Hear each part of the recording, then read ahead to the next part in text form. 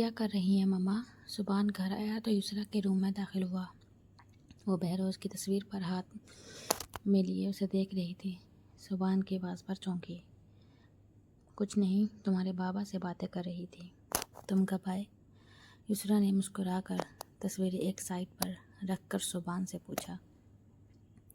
بالکل ابھی آیا ہوں۔ بابا سے کیا باتیں کر رہی تھیں آپ؟ سبحان یسریٰ کے پاس صوفے پر بیٹھ کر اس کے کندھے کے گرد ہاتھ رکھتا ہوا اس سے پوچھنے لگا۔ یہی شکوہ کر رہی تھی بہروز سے کہ مجھے ساری زندگی بیوقوف بناتے رہے، جھوٹ بولتے تھے کہ مجھ سے سب سے زیادہ چاہتے ہیں اور ہمیشہ میرے ساتھ رہیں گے، اور دیکھو اپنی اولادوں کی خوشیاں دیکھ کر مجھے تنہا چھوڑ کر چلے گئے۔ یہ کون سی محبت ہے بھلا؟ یسریٰ سبحان کے کندھے پر سر رکھ کر اس سے بولنے لگی۔ بابا نے سب سے زیادہ آپ ہی کو چاہا تھا ماما، اس کے بعد ہمارا نمبر آتا ہے۔ اکثر ہلکے پھلکے بخار میں بھی وہ فوراً مجھ سے کہتے تھے، میرے بعد اپنی مما کا خیال رکھنا، اور اپنی طبیعت خرابی میں بھی تو ان کو آپ ہی کا احساس رہتا تھا۔ سبحان کے منہ سے بہروز کا ذکر سن کر کندھے سے لگی یسریٰ کی آنکھوں سے آنسو جاری ہو گئے۔ بس میری سیرت کی اور رنم کی خوشیاں دیکھ کر، ہمیں اپنی زندگی میں مطمئن دیکھ کر انہوں نے فوراً ہمیشہ کے لیے آنکھیں بند کر لی۔ بہروز کے ذکر سے سبحان کے لہجے میں افسردگی شامل ہونے لگی۔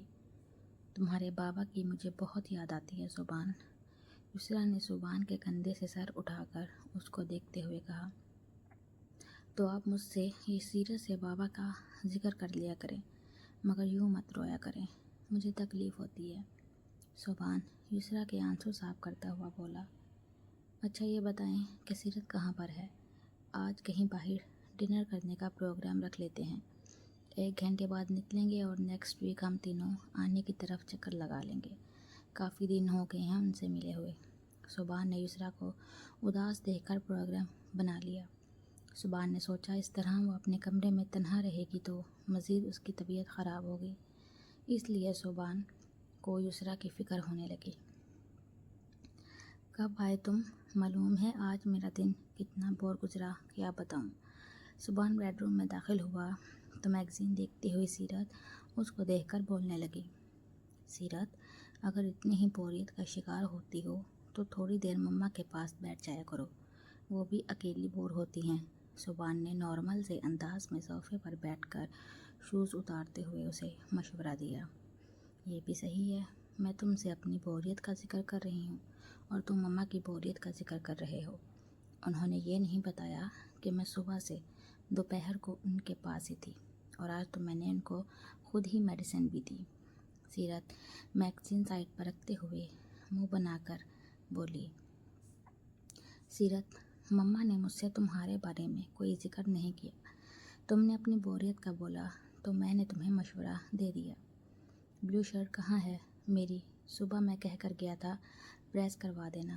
سبحان وارڈروب میں اپنی شرٹ تلاش کرتے ہوئے بولا۔ یہ شاہدہ نا بہت کام چور ہے، ابھی پوچھتی ہوں اس سے۔ سیرت سبحان سے بولتے ہوئے روم سے باہر جانے لگی تو سبحان نے اس کا بازو پکڑا۔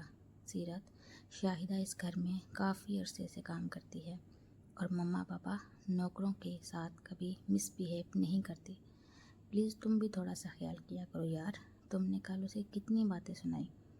سبحان اس کو پیار سے سمجھانے لگا۔ تو پھر تم شاہدہ سے خود پوچھ لو، میری تو ہر بات پر ٹوکتی ہو مجھے۔ سیرت سبحان سے اپنا بازو چھڑاتی ہوئی بولی۔ میں کیوں پوچھوں شاہدہ سے؟ بیوی تم ہو میری، بیوی کا فرض ہوتا ہے اپنے شوہر کی ضرورتوں کا خیال رکھے۔ میں بس یہی کہہ رہا ہوں، لہجے میں نرمی لا کر بات کیا کرو۔ سبحان نے ابھی بھی تحمل سے اسے سمجھاتے ہوئے کہا تو سیرت چپ ہو گئی۔ اسے سبحان کی یہی بات اچھی لگتی تھی کہ وہ دوسرے مردوں کی طرح چھوٹی چھوٹی باتوں پر چیخ و پکار شروع نہیں کر دیتا تھا۔ اچھا 2 منٹ رک جاؤ، میں خود پریس کر کے لا رہی ہوں۔ سیرت بولتے ہوئے روم سے باہر جانے لگی۔ نکال تو سبحان نے اس کا ہاتھ تھاما۔ रहने दो, मैं कोई और शर्ट पहन लेता हूँ। तुम जल्दी से तैयार हो जाओ, आज मैं, मम्मा और तुम रात का डिनर बाहर करेंगे। सुभान उसे अपने प्रोग्राम के बारे में बताया। जी नहीं, आज भी मैंने तुम्हारे लिए खुद अपने हाथों से तुम्हारी पसंद का खाना बनाया है, वो भी इतनी मेहनत से। सीरत ने उसको घूरते हुए कहा तो सुभान ने उसके दोनों हाथों पर अपने होंठ रख खुद से करीब किया। यार, मम्मा से बोल चुका हूँ डिनर का। तुमने अपने हाथों से मेरे लिए खाना बनाया है तो मैं वही खाना कल खा लूँगा। प्लीज़ अभी मेरी बात मान लो। सुभान के इतने प्यार से बात करने पर सीरत मुस्कुरा दी। ओके, मैं तैयार होती हूँ फिर। सुभान को सीरत की यही बात पसंद थी।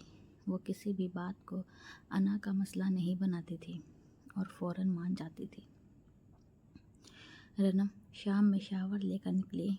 बेडरूम की खिड़की से उसने बाहर झांका तो मौसम आबर आलूद हो रहा था।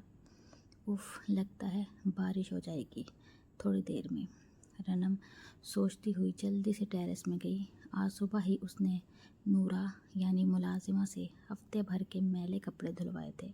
अगर बारिश में वो भीग जाते तो दूसरी बार सारी मेहनत इसको करनी पड़ती, क्योंकि नूरा ने पहले ही उसे अपने कल की छुट्टी से आगाह कर दिया था। टेरेस में पहुंचकर वो जल्दी जल्दी से रस्सी पर मौजूद टंगे हुए कपड़े उतारने लगी। खुद वो शावर लेकर निकली थी। गीले बाल उसकी कमर को छू रहे थे, जिनको उसने अभी तक ट्राई नहीं किया था। वजह ये थी कि बारिश से पहले वो टेरेस में मौजूद कपड़े रूम में लाकर वार्डरूम में रखना चाहती थी। जल्दी जल्दी में उसने दुपट्टे का भी ध्यान नहीं दिया। वो अपना दुपट्टा भी बेडरूम में छोड़ कर आ गई थी, क्योंकि उसका सारा ध्यान बादल की तरफ था। हाथ जल्दी जल्दी चलाती हुई वो रस्सी पर मौजूद कपड़े उतारने में मसरूफ़ थी। यार, टॉप फ्लोर पर देख क्या फिट बनती है। कशान कार पार्किंग में कार पार्क करके कार से बाहर निकला तो उसे 4 कदम दूर 2 लड़कों में से एक की आवाज़ सुनाई दी। बंदी राइट है, मगर अफसोस है कि मैरिड है, वरना मैंने सोचा था कहीं से इसका मोबाइल नंबर मालूम किया जाए। दूसरे लड़के ने अपने दोस्त से तबसरा किया। कशान इन लड़कों की पुश्त पर खड़ा था, इसलिए वह कशान को नहीं देख सके, मगर कशान ने अपने फ्लैट के टेरेस पर नज़र उठा के देखा, जहां रनम बगैर दुपट्टे के खुले बालों के साथ रस्सियों पर से धुले हुए कपड़े उतारने में मसरूफ़ थी। रनम को बगैर दुपट्टे और गहरे गले में देखकर कशान का खून खोलने लगा। वो बिल्कुल लापरवाही के अंदाज में बस अपने काम में मसरूफ़ थी। मैरिड है तो क्या हुआ, कौन सा हमें शादी करनी है, फिगर चेक कर कितना टाइट है, मोबाइल नंबर मालूम कर ही लेते हैं, थोड़े दिन एंजॉय कर लेंगे, पहले लड़के ने अपने दोस्त से कहा। कशान का गुस्से में खुद पर काबू रखना मुश्किल हो गया। वो इन दोनों लड़कों की खोंसों और मुक्कों से तवाज़ा करने के बाद घर पहुंचा, जब तक बारिश भी स्टार्ट हो चुकी थी। रनम ने अभी सारे कपड़े वार्डरूम में तरतीब से रखे ही थे, घर की बेल बजी। बेड पर रखा दुपट्टा उठाकर अपने गले में डालते हुए वो दरवाज़ा खोलने लगी। कशान के आने का टाइम था, उसे मालूम था कशान ही होगा। आज चाय रखने में लेट हो गई हूँ, आप चेंज कर लें, मैं जल्दी से चाय रखती हूँ। दरवाज़ा खोलते ही रनम ने कशान को देखकर बोलना शुरू कर दिया।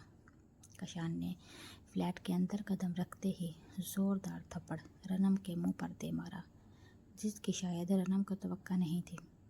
वह लड़खड़ाती हुई दूर जा गिरी। थप्पड़ से जहां रनम का बंधा हुआ जोड़ा खुल गया, वहीं कशान के हाथ की रिस्ट वॉच भी उतर कर दूर जा गिरी। एक पल के लिए रनम की आंखों के आगे अंधेरा छा गया।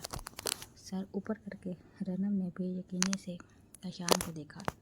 कशान लब भींचता हुआ उसी को घूर रहा था। रनम के देखने पर वो तेज़ी से उसके करीब आया।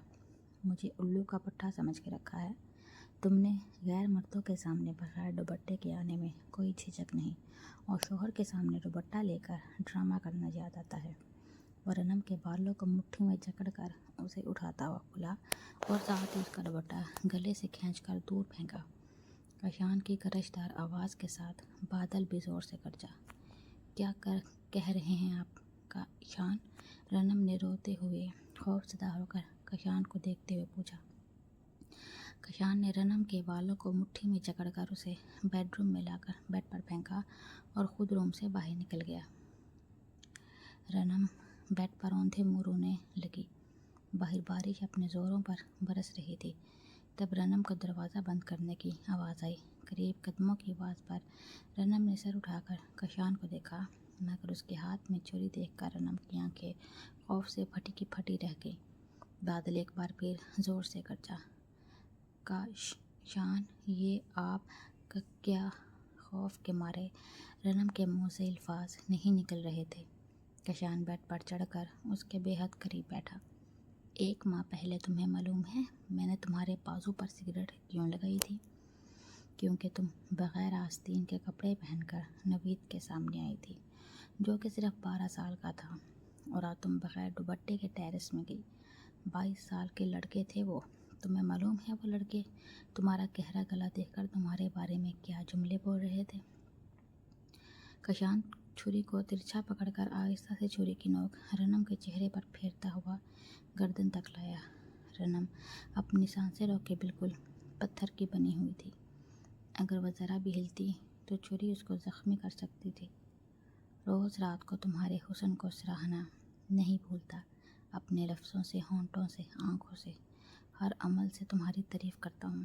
کون سی کمی رہ جاتی ہے میرے سراہنے میں، جو تم یوں بغیر دوپٹے کے گہرا گلا پہنے اپنی نمائش کرنے ٹیرس میں آئی تھی؟ جواب دو۔ کشان اب چھری کی نوک کو سیدھا کر کے رنم کے سینے پر رکھتا ہوا بولا۔ اس کے رد عمل سے رنم کی جان نکلنے لگی۔ کشان، قسم لے لے، میرا مقصد باہر ٹنگے ہوئے کپڑوں کو اتارنا تھا، ورنہ وہ بارش میں خراب ہو جاتے۔ مجھے جلدی میں دوپٹے کا دھیان نہیں رہا۔ پلیز مجھے مت ماریے گا۔ رنم روتی ہوئی اسے صفائی دینے کے ساتھ اپنی کانپتی ہوئی انگلی سے کشان کے سینے پر ہار بنانے لگی۔ اسے اس وقت کشان سے بے پناہ خوف محسوس ہو رہا تھا، مگر وہ چاہتی تھی کہ کشان اس پر اعتبار کرے۔